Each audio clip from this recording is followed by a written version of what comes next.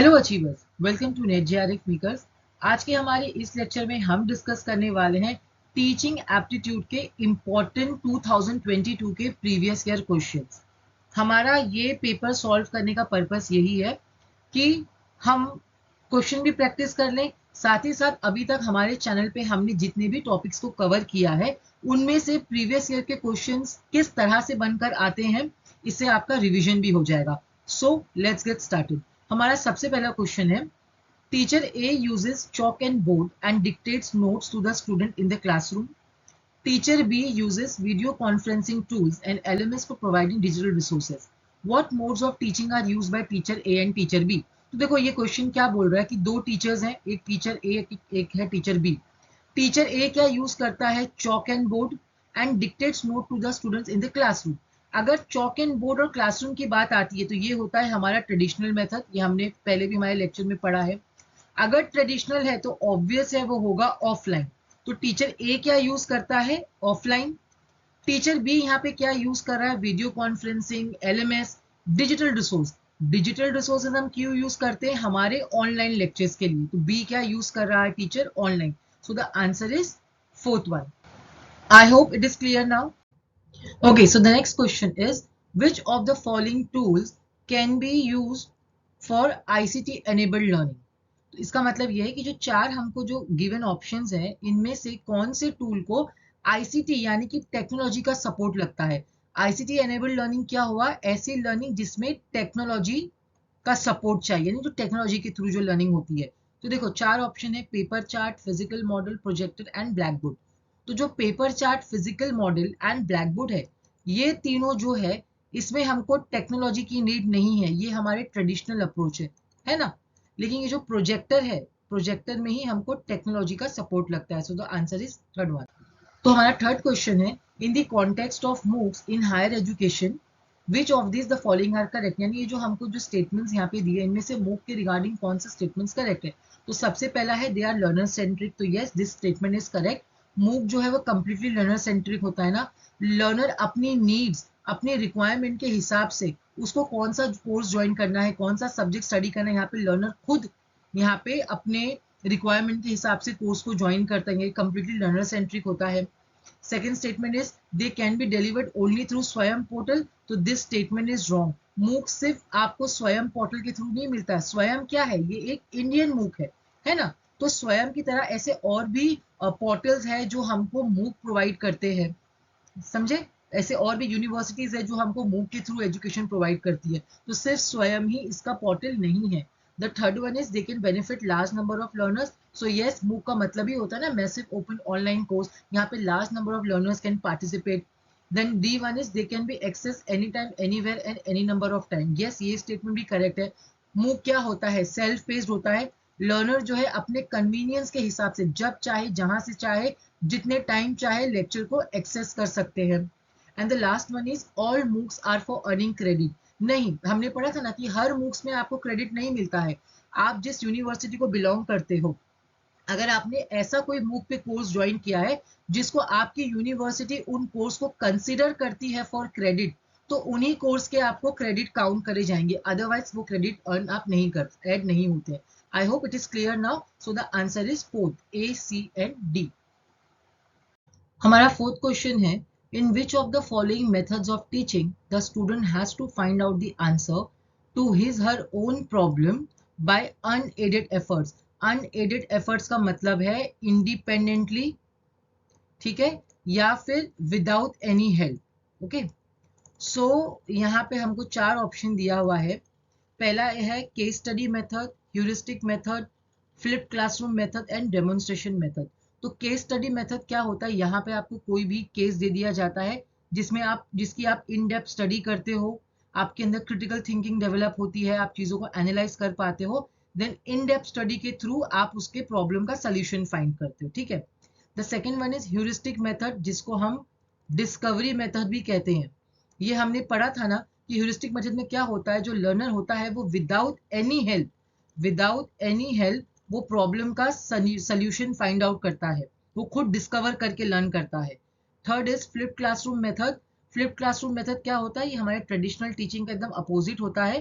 Traditional में क्या होता है, टीचर जो है आपको क्लास में लेसन एक्सप्लेन करती है, दिन घर में होमवर्क देती है। फ्लिप क्लासरूम मेथड में क्या होता है, टीचर आपको ऑलरेडी पहले से रिकॉर्डेड लेक्चर दे देगी या कोई भी एक लिंक दे देगी, तो आप घर से लेक्चर को सुन के समझ कर आओगे, क्लास में आके आप क्या करते हो, आप आके डिस्कशन करते हो, ठीक है। And the last one is demonstration method, जहां पे टीचर डेमोन्स्ट्रेट करके आपको चीजों को पढ़ाती है। So the answer here is heuristic method, जहां पे आप डिस्कवरी करके लर्निंग करते हो, ठीक है। इसे हम डिस्कवरी लर्निंग भी कहते हैं, जहां पे स्टूडेंट खुद अपनी प्रॉब्लम का सोल्यूशन फाइंड आउट करता है विदाउट एनी हेल्प। सो हमारा फिफ्थ क्वेश्चन है, which scheme of ministry of education government of India uses artificial intelligence to make learning more personalise and customised as per requirements of the learners.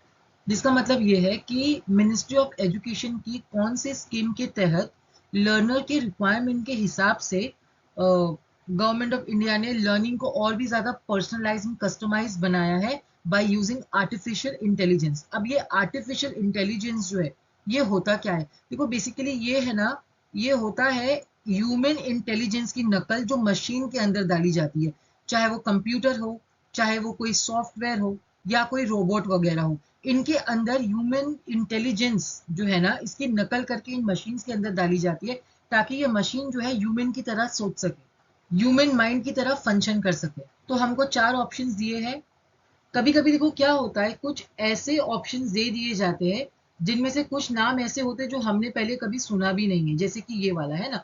तो ऐसे question में क्या करना होता है, हमको एलिमिनेशन टेक्निक लगानी होती है, थोड़ा लॉजिकली हमको यहाँ सोचना पड़ता है। तो देखो हमने इसमें से क्या पढ़ा है, हम स्वयं को जानते हैं। स्वयं क्या है, ये एक इंडियन मूक है, यानी कि क्या है, ये एक ओपन ऑनलाइन कोर्स है, ठीक है। स्वयं प्रभा क्या है, ये एक 34 DTH चैनल्स है ना। तो ये जो स्वयं है ये ऑनलाइन होता है, यानी यहाँ पे हमको चाहिए इंटरनेट कनेक्शन के थ्रू हम पढ़ाई करते हैं। स्वयं प्रभा में क्या होता है, यहाँ पे हमको केबल कनेक्शन चाहिए, टीवी चाहिए, है ना, इसके थ्रू हम पढ़ाई करते हैं। तो ये तो जो क्वेश्चन है उसके ये दो आंसर्स तो है नहीं। नीट क्या होता है, नीट एक all India pre medical test होता है, ये भी हमको पता है। सो डायरेक्टली हमको पता लग गया कि हमारा आंसर जो है ये फर्स्ट वाला। सो नीट का फुल फॉर्म क्या है ये याद रखना, इसका मतलब है national educational alliance for technology, ठीक है। इसका फुल फॉर्म याद रखना। ये क्यों बनाया गया है, to use technology for better learning outcomes in higher education. Higher education में एक बेटर लर्निंग आउटकम हो उसके लिए इस टेक्नोलॉजी को यूज किया जाता है। सो हमारा सिक्स क्वेश्चन है, upon completion of academic programme graduation what outcomes should the students have attend. देखो जिसका मतलब ये है कि जब एक एकेडमिक प्रोग्राम जब स्टूडेंट का खत्म होता है तो एक स्टूडेंट से क्या एक्सपेक्टेड है कि वो क्या लर्निंग आउटकम उसने अचीव किया है, क्या उसने लर्निंग के ऑब्जेक्टिव अचीव किया है। तो हमारा एकेडमिक प्रोग्राम क्या होता है, इसमें देखो आता है जैसे हमारा BCom, BSc, BA वगैरह, MA MCom, ये सब हमारा आता है। तो ये हमारा मेन पर्पस क्या होता है BCom BSc कुछ भी करने का, कि जब फॉर एग्जांपल अगर हमारा BCom कंप्लीट होता है ना, so at the end of the programme हमारे अंदर नॉलेज, यानी कॉमर्स की नॉलेज हमारे अंदर आ जाए। कॉमर्स के अंदर जितनी भी स्किल्स है जैसे कि मैनेजमेंट, अकाउंटिंग, टैक्स नॉलेज या टैक्स का स्किल्स, ये सब हमारे अंदर डेवलप हो जाए, जिससे हम इसको अपनी लाइफ रियल लाइफ में यूज कर सके, इसका हम रियल लाइफ यूज करके इसमें बेनिफिट अचीव कर सके। ये हमारी ग्रोथ में हेल्प करता है ना, हमें एक अच्छी जॉब के लिए हेल्प करता है। फॉर एग्जाम्पल हमने जो भी BCom में हमने मैनेजमेंट या अकाउंट्स पढ़ा या टैक्स पढ़ा है, उस नॉलेज को अब अपनी लाइफ में कैसे यूज करके हमारे आगे के काम में हम उनको यूज कर रहे हैं, जिससे हम बेनिफिट या ग्रोथ हमारी लाइफ में आ रहे। तो यही सब एक्सपेक्टेड होता है ना एक एकेडमिक प्रोग्राम से, कि जब ये प्रोग्राम आपका कंप्लीट हो जाए, खत्म हो जाए, तो एक लर्नर के अंदर क्या चीजें डेवलप होनी चाहिए। So the answer is programme education objectives या प्रोग्राम आउटकम, क्योंकि इनका मेन प्रोग्राम एजुकेशन ऑब्जेक्टिव क्या होता है, मेन यही ना, कि जब आपका एकेडमिक प्रोग्राम, जब आपका प्रोग्राम कंप्लीट हो जाए, तो एक बच्चे ने जो भी पढ़ाई करी है, चाहे वो BCom हो, चाहे वो BA वगैरह जो भी चीजें हो, तो उसके उसमें से उसके अंदर वो सब्जेक्ट की नॉलेज डेवलप हो, उसके अंदर वो सब्जेक्ट से स्किल्स डेवलप हो जो अपनी रियल लाइफ में यूज कर सके और अपनी लाइफ में बेनिफिट मिल सके उसको। सो हमारा सेवेंथ क्वेश्चन है असर्शन एंड रीजनिंग का। देखो ये जो असर्शन एंड रीजनिंग का जो क्वेश्चन है ना, ये आपके पेपर 1 एंड पेपर 2 दोनों में इसके क्वेश्चंस आते हैं। ठीक है। तो मैं आज आपको एक असर्शन एंड रीजनिंग को सॉल्व करने की एक ट्रिक बताती हूँ। आप अगर वो ट्रिक यूज करेंगे ना, तो आपके जो असर्शन रीजनिंग के आंसर्स है वो हमेशा करेक्ट होंगे। तो सबसे पहले हमको करना क्या है, पहले हमको असर्शन को रीड करना है और रीड करके ये देखना है कि क्या ये जो स्टेटमेंट है वो ट्रू है या फॉल्स है। ठीक है। उसके बाद सेम वे में हमको रीजन को रीड करना है और देखना है कि क्या ये स्टेटमेंट ट्रू है या फॉल्स है। उसके बाद हम इसको लिंक करेंगे। देखो कैसे करना है ये देखो। पहले हम असर्शन रीड करेंगे। सो असर्शन क्या बोलता है, teachers must encourage student to ask question. Teachers को हमेशा स्टूडेंट्स को एनकरेज करना चाहिए क्वेश्चन पूछने के लिए। तो ये स्टेटमेंट ट्रू है, करेक्ट। इससे क्या होगा, अगर स्टूडेंट्स क्वेश्चन पूछेंगे, इससे ये होता है कि स्टूडेंट्स के पास जो भी सब्जेक्ट मैटर टीचर पढ़ा रही है उससे रिलेटेड उनके पास जो भी प्रीवियस नॉलेज है, उस प्रीवियस नॉलेज को वो न्यू इन्फॉर्मेशन के साथ कनेक्ट कर पाएंगे और स्टूडेंट को सब्जेक्ट मैटर जो है वो अंडरस्टैंडिंग उस पर क्रिएट हो जाएगी, सब्जेक्ट मैटर की अंडरस्टैंडिंग डेवलप हो जाएगी स्टूडेंट्स में, है ना। फिर नेक्स्ट हम रीजन को यहाँ पे रीड करेंगे। रीजन क्या बोलता है, asking questions can create curiosity and develop passion for learning.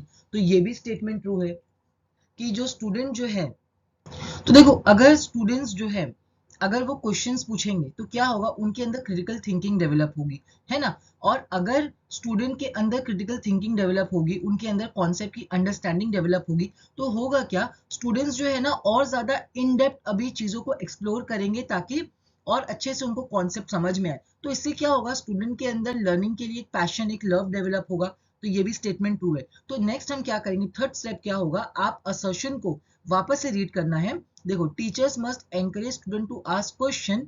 अब यहाँ पे हमको ऐड करना है because asking questions can create curiosity and develop passion for learning. तो ये स्टेटमेंट लॉजिकल पूरा एक कंप्लीट सही स्टेटमेंट बन रहा है ना, इसलिए the answer is both A and R are correct and R is the correct explanation of A. अब मान लो कभी कभी ऐसी सिचुएशन आएगी कि आपके दोनों, आपका असर्शन भी ट्रू होगा, आपका रीजन भी ट्रू होगा, लेकिन जब आप असर्शन में बिकॉज ऐड करोगे तो ये लॉजिकल स्टेटमेंट नहीं बनेगा। तो उस सिचुएशन में क्या होगा, both A and R are correct लेकिन R is not the correct explanation, ये आपका हमेशा आंसर बनेगा। आई होप आपको ये समझ आ गई होगी ट्रिक। आगे हम ऐसे और भी क्वेश्चन सॉल्व करेंगे ना, जब प्रैक्टिस करेंगे तो ये और ज्यादा प्रैक्टिस में आएगा तो आपको समझ आने लगेगा। हमारा 8 क्वेश्चन है, विच of the following model is use for development of E content for MOOCs one स्वयं। यानी स्वयं पे हम ई कंटेंट बनाने के लिए, तो ये हमने पहले ही पढ़ा था कि 4 क्वाड्रेंट होते हैं। ये 4 क्वाड्रेंट क्या होता है, एक तो होता है हमारा रिकॉर्डेड लेक्चर, है ना, एक होता है हमारा रिकॉर्डेड लेक्चर, फिर होता है हमारा ई मटेरियल। ई मटेरियल क्या होता है कि आपको इसमें मटेरियल्स दे दिए जाते हैं, कोई भी नोट्स वगैरह पीडीएफ फॉर्मेट में जिसको आप डाउनलोड कर सकते हो। फिर होता है हमारा सेल्फ असेसमेंट, जिसके अंदर होते हैं हमारे टेस्ट या क्विजेस, है ना, जो हमारे कंटेंट जो मटेरियल से रिलेटेड होते हैं, लेक्चर से रिलेटेड होते हैं। फिर एक होता है हमको यहाँ पे मिलता है डिस्कशन फोरम, जिसमें हम लर्नर्स के साथ, हमारे पीएस के साथ हम यहाँ पे डिस्कस कर सकते हैं। ठीक है। 2 क्वाड्रेंट इसमें होता ही नहीं है। फ्लिप क्लासरूम अभी हमने पढ़ा कि वो क्या होता है। ब्लूम टेक्सोनॉमी में क्या होता है, 3 डोमेन होते हैं, एक होता है हमारा कॉग्निटिव डोमेन, एक होता है हमारा अफेक्टिव डोमेन और एक होता है हमारा साइकोमोटर डोमेन, है ना।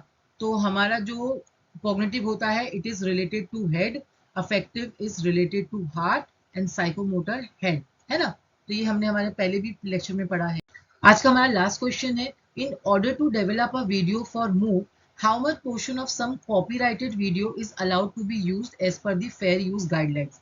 तो देखो, मूव पे जो हमको लेक्चर्स मिलते हैं वो वीडियो लेक्चर होते हैं, है ना, ऑलरेडी रिकॉर्डेड लेक्चर्स होते हैं।